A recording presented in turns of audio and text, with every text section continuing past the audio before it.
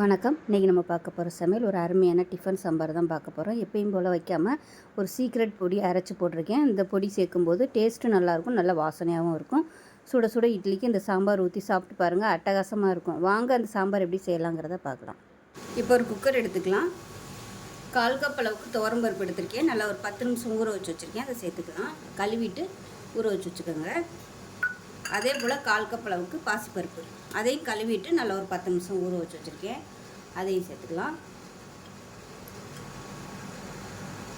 இப்போ இதில் மீடியம் சைஸாக ஒரு பெரிய வெங்காயம் கட் பண்ணது சேர்த்துக்கலாம். அது கூடவே 4 பச்சை மிளகா 2 கீறிட்டு சேர்த்துக்கலாம். 2 தக்காளி கட் பண்ணி வச்சுருக்கேன் பொடியை, அதையும் சேர்த்துக்கலாம். இப்போ இது கூடவே சாம்பார் தூள் சேர்த்துக்கலாம். 1 டேபிள் ஸ்பூன் சாம்பார் தூள் இல்லை குழம்புத்தூள் எதுனாலும் சேர்த்துக்கலாம். கொஞ்சமாக மஞ்சத்தூள், 1/4 டேபிள் ஸ்பூன் அளவுக்கு மஞ்சத்தூள், 1/2 டேபிள் ஸ்பூன் உப்பு. இப்போ தேவையான அளவுக்கு தண்ணி சேர்த்துக்கலாம். மேலாப்பில் ஒரு 2 டீஸ்பூன் எண்ணெய் விட்டுக்கலாம், பொங்கி ஊற்றாமல் இருக்கிறதுக்கு.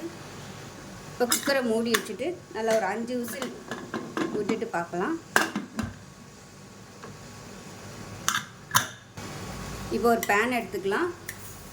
1 டீஸ்பூன் போல் வெந்தயம் சேர்த்துக்கலாம். ஒரு 3 வரமிளகாய் சேர்த்துக்கலாம். இதை வந்து நல்லா ரோஸ்ட் பண்ணி எடுத்துக்கலாம். இப்போ பாருங்கள், வெந்தயம் நல்லா வறுபட்டுருச்சு. இதை மிக்ஸி ஜாரில் சேர்த்துட்டு நல்லா பொடி பண்ணி எடுத்துக்கலாம். இப்போ ஸ்டீம்லாம் இறங்கிடுச்சு. எப்படி இருக்குன்னு பார்க்கலாம்.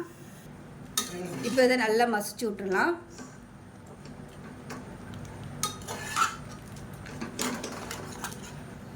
ஒரு பேன் எடுத்துக்கலாம். தேவையான அளவுக்கு எண்ணெய் சேர்த்துக்கலாம். இப்போ எண்ணெய் நல்லா சூடாயிடுச்சு.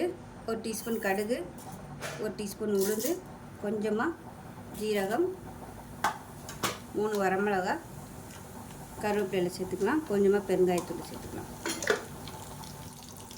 இப்போ இதில் 1 கை அளவுக்கு வெங்காயம் சேர்த்துக்கலாம். வெங்காயம் நல்லா பொன்னிறமாக வதங்கணும்.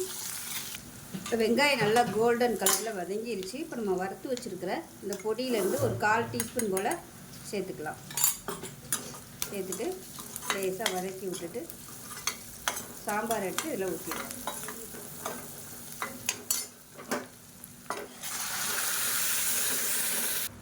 இப்போ தண்ணி எக்ஸ்ட்ரா சேர்த்துக்கலாம். ஒரு 2 நிமிஷம் கொதிக்கட்டும், சாம்பார் ரெடி ஆயிரும். இப்போ பாருங்கள், சாம்பார் நல்லா ரெடி ஆயிடுச்சு. மேலப்பில் கொத்தமல்லியில் சேர்த்துட்டு இறக்கிடலாம். உங்களுக்கு எந்த அளவுக்கு திக்னஸ் வேணுமோ அதுக்கு தகுந்த மாதிரி தண்ணி சேர்த்துக்கோங்க. சூப்பரான சாம்பார் ரெடி. சிம்பிளான சாம்பார்.